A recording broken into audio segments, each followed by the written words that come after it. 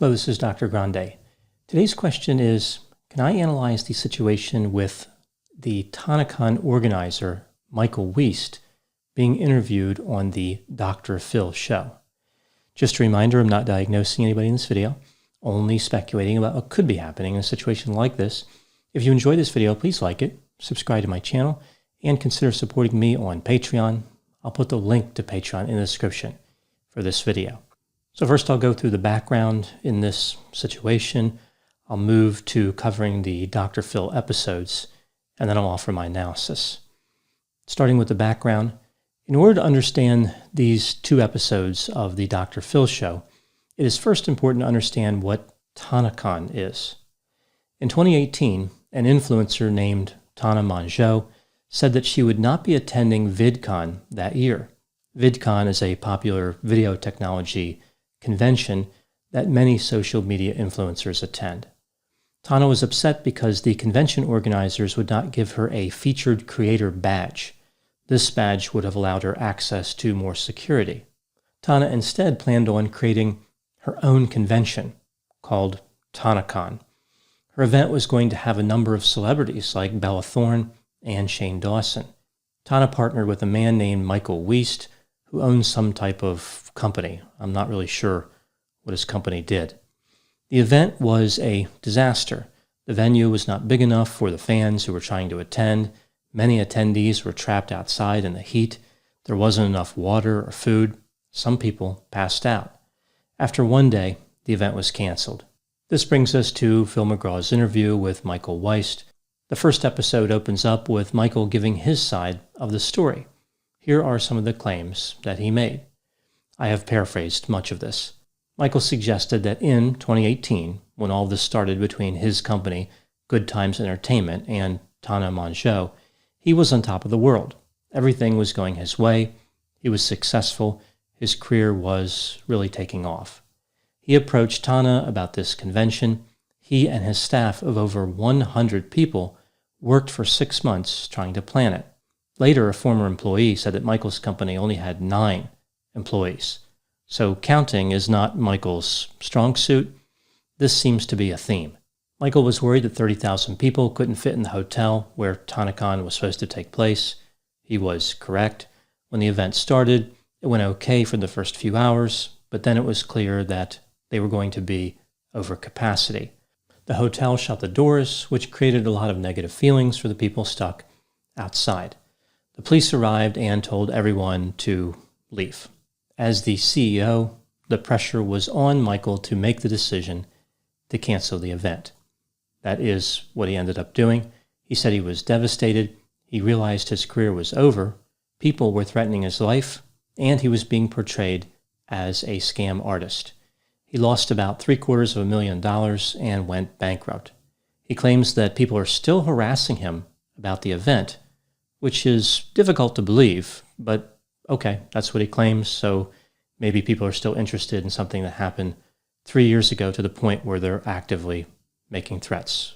Perhaps it really left an impression with them. I don't know. He came on the show to set the record straight and clear his name.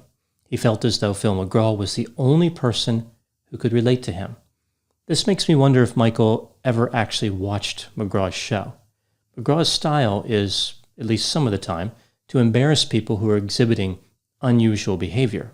This would be like a cow applying for a job at a slaughterhouse and being excited when they say, "Do we have a place for you?"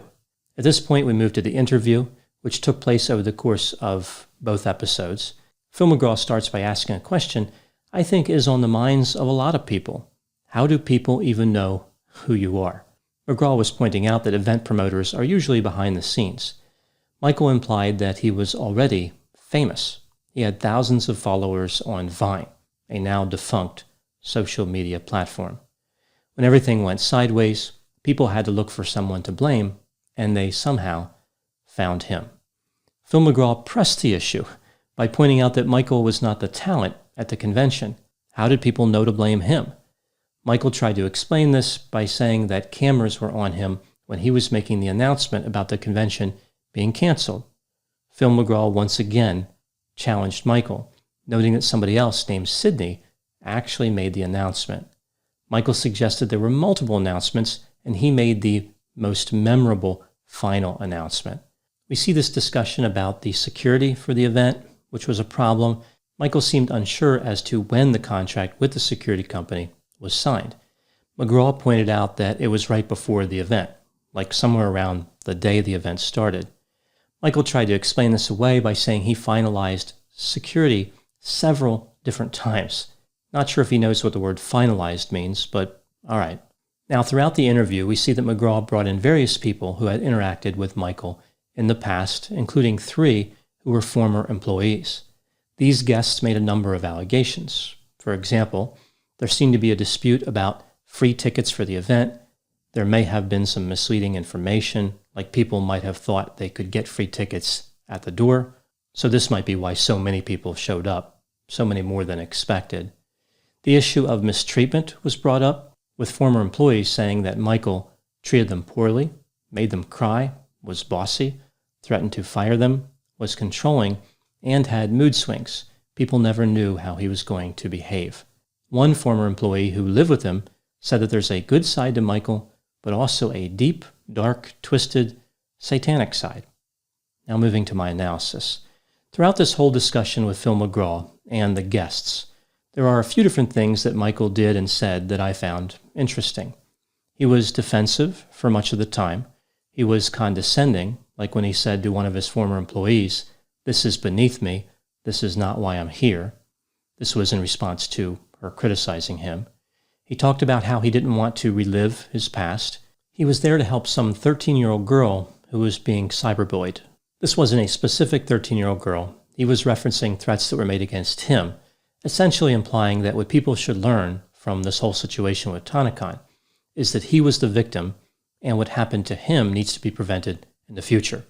So if that lesson can be learned, then many other people, including a random 13-year-old girl, will be protected from bullying like what happened to Michael. Michael said a few things that seemed self-aggrandizing, like his claims about having over 100 staff members and his ostensible skill as a leader, like he seemed to believe he had skill. For example, he said, "Working for me is an incredible opportunity to learn." I suppose I can offer no argument on this point. If someone wants to learn what not to do, Michael is the perfect role model. To get a higher quality education in event planning, they would need to have worked at the Fire Festival. Michael didn't appear to want to accept responsibility. He had excuses as to why the event failed. The hotel was to blame. VidCon was going on at the same time and took a better venue and all the good security personnel. Michael owned a little bit of the responsibility, but not nearly all of it. Michael would quickly acknowledge criticism and then say, "but," before going on with his defense. There were a few times, particularly toward the end of the second episode, when Michael attempted to develop insight. He talked about how social media made him cold and cut off. He seemed frustrated that he could not set things right. He did not know what else to do outside of apologizing. When talking about his behavior with former employees, he said, "I don't recognize who I was." I think pretty much everybody feels that same way about Michael. They don't recognize him either. As we move toward the end of the second episode, McGraw tries to balance the criticism with some praise from a statement that his mom wrote to the show. So Michael's mom wrote in this fairly touching statement supporting Michael's abilities. McGraw tried to offer a lesson to Michael. Perhaps Michael's business opportunities outran his maturity. McGraw talked about how marginally successful people can often have big egos, and truly successful people should have the smallest egos. So I guess that means Phil McGraw doesn't consider himself successful. I'm not sure if he thought that through. Perhaps Michael was not the only one with a lack of insight in that situation. Overall, I think that Phil McGraw did a good job in the episodes. He offered and allowed enough criticism to make his point and inspire change without going overboard and suggesting that Michael was beyond redemption or only negative. I feel as though McGraw has become more cautious and refined over the last few years. He did not lose sight that Michael was a person. I think Michael came to the show looking for redemption, wanting payback for being criticized, and desperately trying to get back in the spotlight. He was trying to remain relevant. Instead, he was forced to confront some of the people his actions victimized and find an unexpected path to redemption, namely accountability. His failure with TanaCon is an amazing learning opportunity that few people will ever receive. This case highlights some of the challenges with the rise of social media influencers.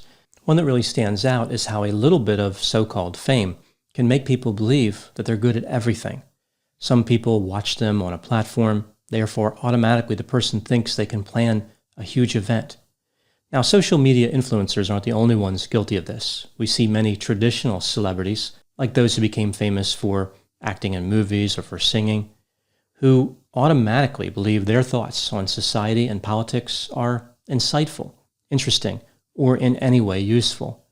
I think people forget that popular is different than talented.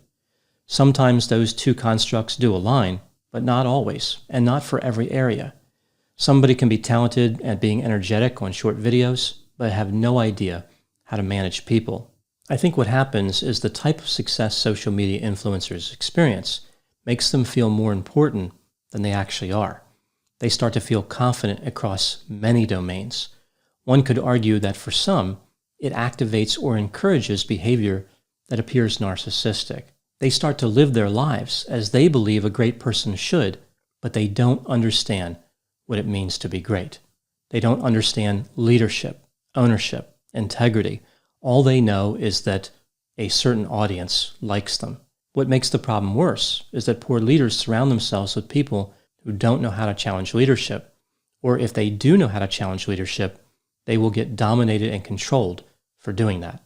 So it'll backfire for the employees. The bad leader will make sure that criticism never comes up again. So how can someone avoid doing business with a person like Michael Weist? I would say don't be afraid to check credentials. People should ask themselves, what about this person makes me believe they know what they're doing? Being popular on a social media platform is not a sufficient answer. Those are my thoughts on the situation with Michael Weist and TanaCon. Please put any opinions and thoughts in the comment section. They always generate an interesting dialogue. As always, I hope you found my analysis of this topic to be interesting. Thanks for watching.